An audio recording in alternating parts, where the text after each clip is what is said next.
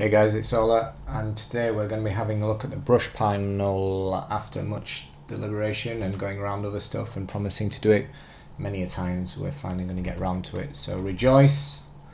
And what I'm going to first do is we have a black layer here. I'm going to paste in this 3D render I did for no reason other than to give us something to look at, and we can use some of the things to mask the kind of shape and stuff. I'm just going to create a slight gradient behind here to make this slightly easier to look at. So I have my foreground. Let's just make it a dark color. I'm holding Alt here to color pick straight from the picture.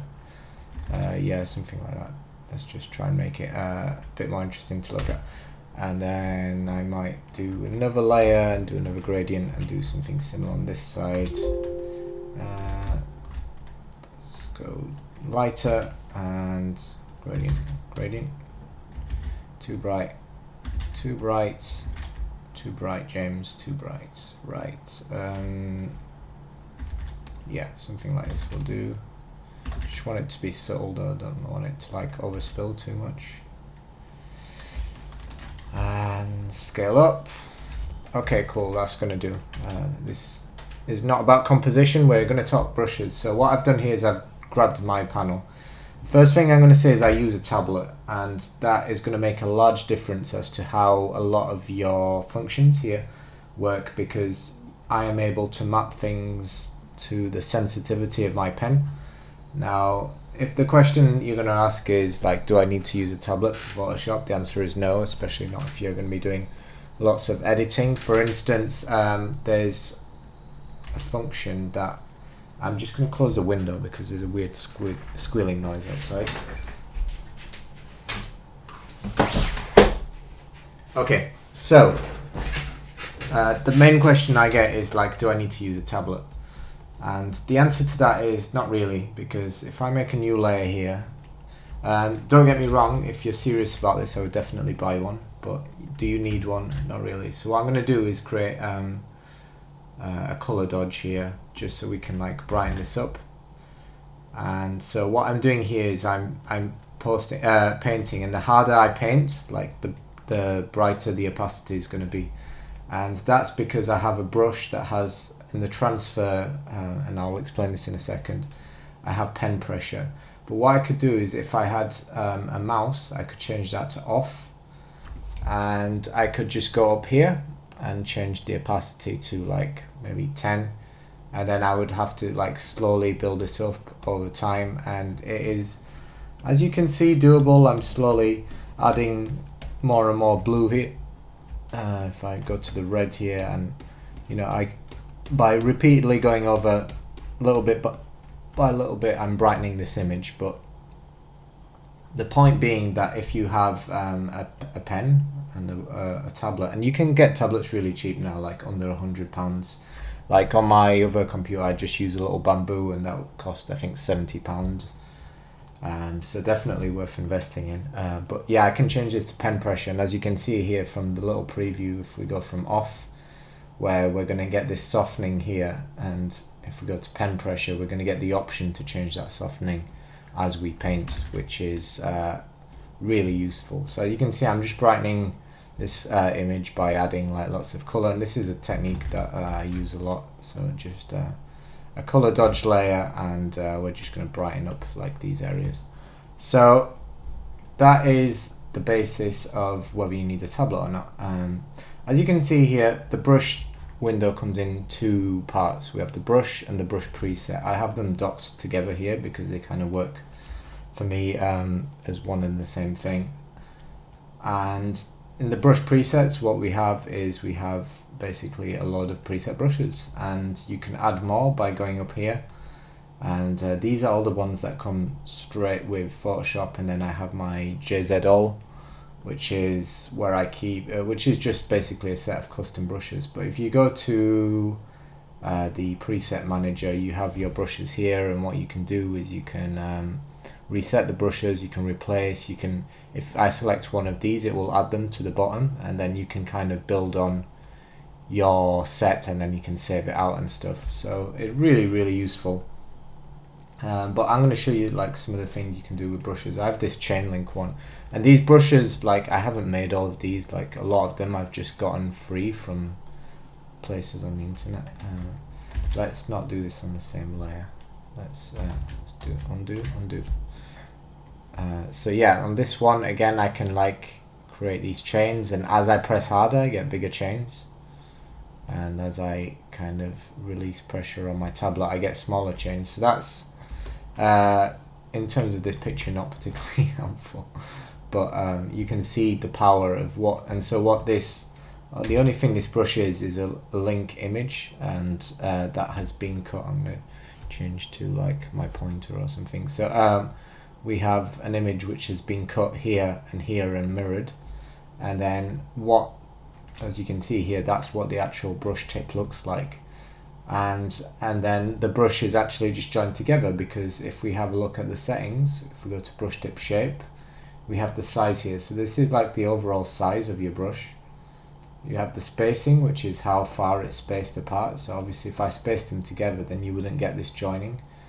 So it's been spaced in a way that the links will join probably about there, like join what I would call naturally. And you have the size up and down here and that kind of thing. This is whether the way it's facing, and if you want to squash the tip you can do that, but I'm going to leave that as is. The angle is quite important in this case, so we're going to angle it so that these chain links line up. So this is a bit fiddly because I'm using a tablet. I can always select this and press up and down, which is what I'm going to do here, and there we have that. You can flip them on X and Y, and Y is not going to make much of a difference. X is just the left to right. So yeah, every tip you have, every brush you have has these basic options. If you go to the tip shape, and these are just like the orientation, the squash of the thing, and the size. Like every brush has these options on by default always. After that you get into the more fancy options as to really customizing the look of your brush, because you can do lots of different things based on, so I have a little, what I call this, my bird brush, called Vulture, as you can see here. Now if we go into here, we see we have a lot more things ticked than here, like this one, which is just, this one is just basic birds. And I'm just going to delete the chains because they're getting slightly annoying. So these are just basic birds, but here I have like a kind of scatter brush which I use for adding like little birds to the sky of like compositions. And I'm just going to change my colours to black and white here. So as you can see here, what this one does is it's creating them at random intervals, it's randomly rotating them, it's adding this one here, as we can see, is not quite opaque. So there's lots of things going on, and if I select another brush, and again we're seeing like different things. This one is more like adding trees in the background, and you can see how this would save a hell of a lot of time, especially if you want to create something with a really flat look. So that is kind of cool, and let's start going into this one's kind of like an ivy. So you can see how this is following along the path of my tablet, and if I was to draw that around like this very roughly, you could see how, and obviously I have white selected. If I had green selected, I can always saturate this afterwards by decreasing the lightness and colorizing it, decrease. So you can always like change the color like that. You need to remember the hue saturation is like the most used panel for me. And it's just Control U, and it lets you change the color of your layer after the fact, which you've probably seen me done on many occasions if you've watched any of my videos before. So let's start going down some of the more individual aspects of the brushes and how they work. So let's just take this one that we've just used, for example, and I'm going to delete it again and start. So we have the brush shape dynamics, and the size jitter is like how different these are in size. So as you can see, I can make some of these a lot smaller and some of these a lot bigger, and this is controlled at the moment by my pen pressure. If you had a mouse, you can have this just fade on and off. You can have this to the stylus, pen pressure. All these options are only available because I have a tablet. If not, you're gonna have off, and then you can just have a jitter, which is just basically a random value between 0, where it would be off, and 100, which would be completely randomized. I'm going to keep it at pen pressure. Here you have the minimum diameter. So if you don't want any of these leaves to be too small, then you want to make this a lot bigger, and then they're going to be a lot more uniform in their size. So that makes sense, hopefully. Angle jitter is whether you want these rotating or not, which might be an effect you want, but probably not for this brush. But for instance, when I showed you the bird brush, that had definitely a jitter applied because the birds were coming in at different angles. If we have a look here, so we have an angle jitter of 9 here. So that's just to show how the jitter works. So scattering is basically for scattering individual instances of the brush. Now in this case we don't want them to scatter because we want to make this uniform kind of vine.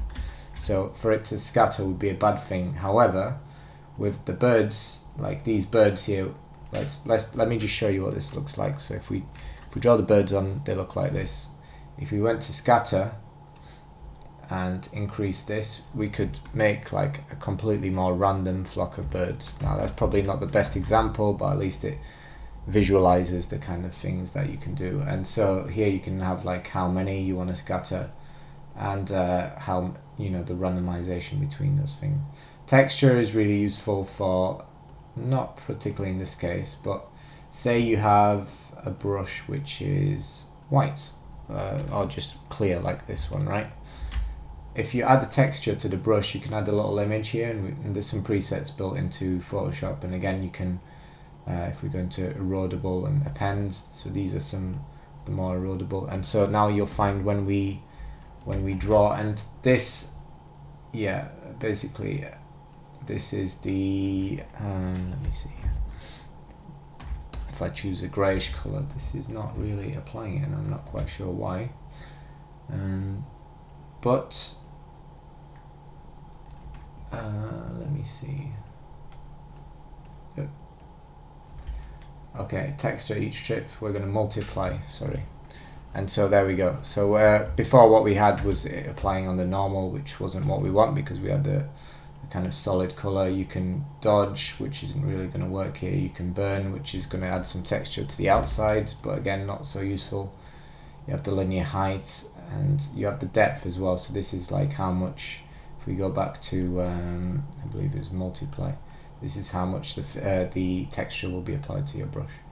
So as you can tell, I don't really use that one a lot, to be honest. Once you've got your set of brushes, I rarely go in and tweak with any of these settings because I know what my brushes do.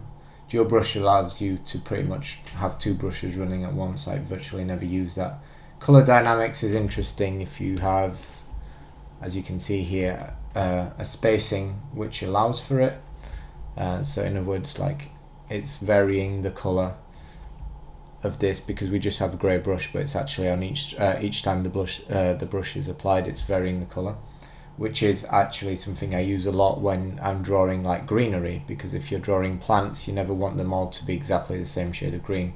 And here, as you can see, we can draw like some weird kind of like worm, I guess. And if you add shape dynamics on as well, and I turn this to pen pressure, I could have like smaller snakes kind of coming in and then going backwards, and again, like afterwards you can saturate it and do all this kind of stuff and make these crazy like worm things, I guess. I'm going to leave that.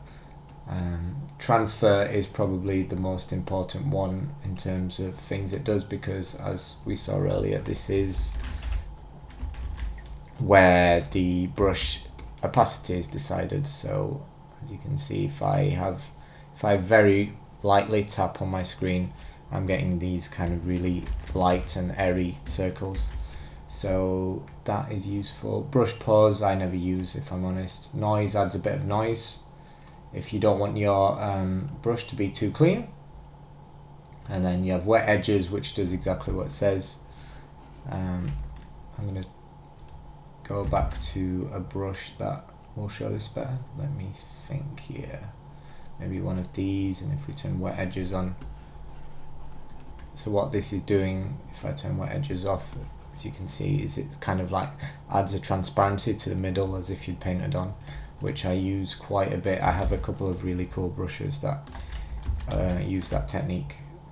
Build up is basically going to allow you to build up the effects over and over, whereas if you have it off, then it won't. Protect texture, I don't actually really know what that does, if I'm honest. You can lock any of these,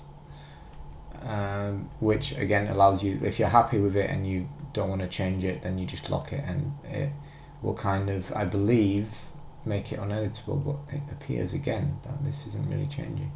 But again, once you have your brush kind of set, so let's make a new brush. So let's go to this one, and let's say we want to change the shape dynamics. We want the pen pressure to be applied, so now we've got a brush that we can make smaller on the ends if we press less hard.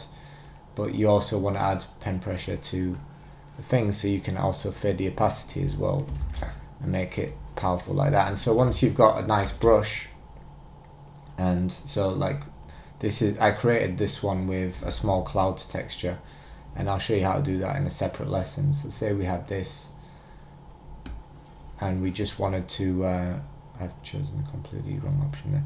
So we just wanted to fog up this sphere for whatever reason. See, we can add a nice bit of texture, and the only thing I'm having to do is come in here and lightly brush, and then what I can do is add a mask and then go back and like take some of it out, so it makes this ball look like there's kind of like a fog, I guess, in the background. And this is probably the brush I use the most in Photoshop, because it allows you to paint nice masks into things without it looking too straight. And so like this really looks like it's got a nice bit of texture, and yet only thing I've done is painted over something with this brush. So again, like, collect brushes. There's loads of free resources out there, to be honest. Like I said, I've built this up from just nicking a lot of free brushes.